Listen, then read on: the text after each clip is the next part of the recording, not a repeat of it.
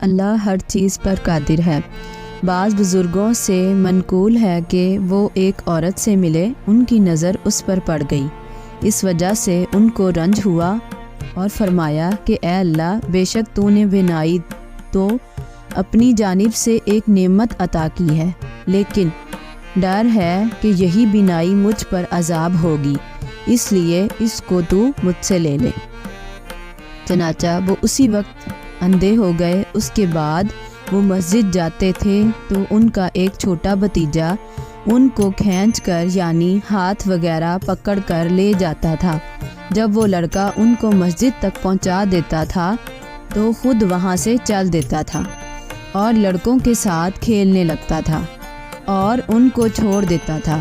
جب ان کو کوئی ضرورت پیش آتی تھی تو وہ لڑکے کو پکارتے تھے اور وہ ناخوشی سے ان کی ضرورت کو پوری کرتا تھا، پھر کھیل میں لگ جاتا تھا۔ چنانچہ وہ ایک دن مسجد میں اسی حالت سے تھے کہ ناگاہ انہوں نے ایک ایسی چیز محسوس کی جو ان کے گرد پھرتی تھی۔ وہ اس سے ڈرے اور لڑکے کو بلایا، لیکن اس نے ان کو جواب نہ دیا۔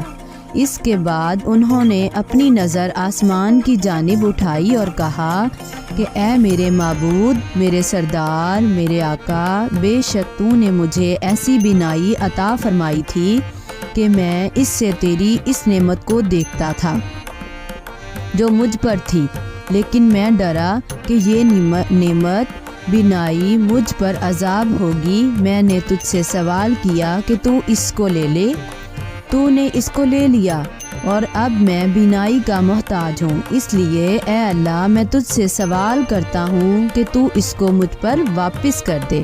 بس اللہ تعالیٰ نے بینائی کو اس پر پھیر دیا، یعنی اسی وقت اس کو اندھیارا کر دیا اور وہ بینا ہو کر اپنے گھر چلا گیا۔ اللہ ہر چیز پر قادر ہے۔